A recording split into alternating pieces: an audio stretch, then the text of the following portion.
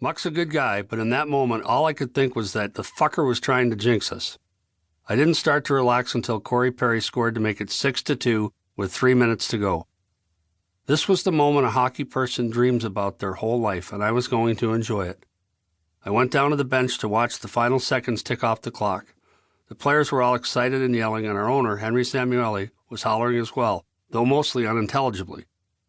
Our video guy came down, and when the clock hit 0, he shouted, "The Chiefs have won the championship of the Federal League," a line right out of Slapshot. Everyone who loves hockey loves Slapshot. We all laughed our asses off. It got surreal after that. I went on the ice and did an interview with Ron McLean, but I honestly didn't remember doing it until I saw it on an NHL Network replay years later. The crowd was so loud that I was yelling into the mic. And then it was my turn to lift the cup, but I have bad shoulders. I had surgery on one of them that spring. If you watch the tape, you can see that I have trouble getting my arms fully extended because my shoulders were fucked, even though the cup weighs only about 35 pounds. I was looking for my wife in the crowd, but I couldn't find her. Meanwhile, there was chaos all around me. What a moment. It was like climbing Mount Everest. But it wasn't like we didn't see it coming. It's supposed to be bad luck to talk about winning a cup before it actually happens. But with that Anaheim team, we started talking about it in training camp. We knew how good we were, and after we got Pronger, we were loaded. We had made it as far as the conference final the year before, which gave our young guys some valuable training experience. And then we started the season with at least a point in each of our first 16 games. That was a team of destiny. I will believe until I die that those Ducks could have beaten any team that has won the cup since. Maybe Washington would have given us a bit of trouble, but that's about it. Teemu Selanne, Ryan Getzlaf, Corey Perry. We had all kinds of skill. J.S. Jaguar was the best money goaltender in the business. You want to hit? We'll beat the shit out of you. You want to fight? We do that better than anybody. We fought in the first round of the playoffs. We fought in the second round of the playoffs. We fought in the third round of the playoffs, and we fought in the finals. You may never see that again. It was a tough team, but we could play. Even our fourth-line heavyweights, George Parros and Sean Thornton, could play, and Randy Carlyle was a perfect coach for them. After the game, the dressing room was jammed. My parents were there, and I remember going into the coach's office and sitting there with my mom and dad, just savoring the moment. My dad was so proud. And then Pronger came in. When the game ended and our guys were celebrating on the ice, he skated off by himself and grabbed the game puck.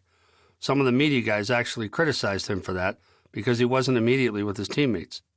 He walked over to me and handed me the puck. "You put this team together," he said. "This is yours." I still have it. Now it was time for me to take a drink out of the cup. My son Brendan and my daughter Molly had already had their chance.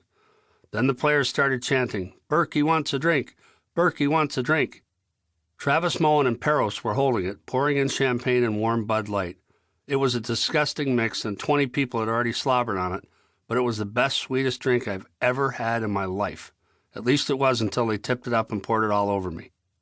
The party was going to continue for most of the night, and I was exhausted. I told Jennifer that I was finished and had to go home. Let the players party on. I needed to get some sleep. I'll never forget that night. I'll never forget the whole journey to win it. I'll never forget the satisfaction. When I went to bed that night, I slept well for the first time in weeks, because in the playoffs, you don't sleep.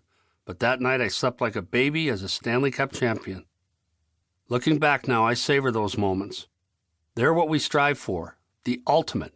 As a general manager, you have to put the right players and the right coach in the room. You're not the guy who wins the cup, but you're the architect.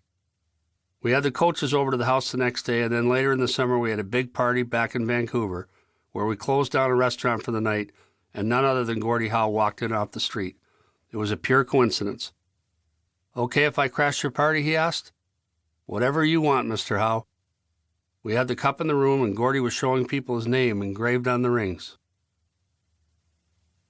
Hockey has been a miracle in my life and in my family's life. I've traveled the globe. I've educated 4 kids, and I'm educating 2 more now.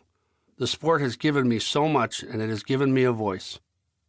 I'm hoping that when people look back at my career, they say 5 things. He had the right values and made a difference in the cities where he lived and worked. He was a family man, and he brought some good young people along with him. I've been a mentor, and I'm proud of that. Oh, and the 5th, he won a cup. It's been a great ride, and it continues. I'm still part of the hockey scene as part of the media, and I still love it.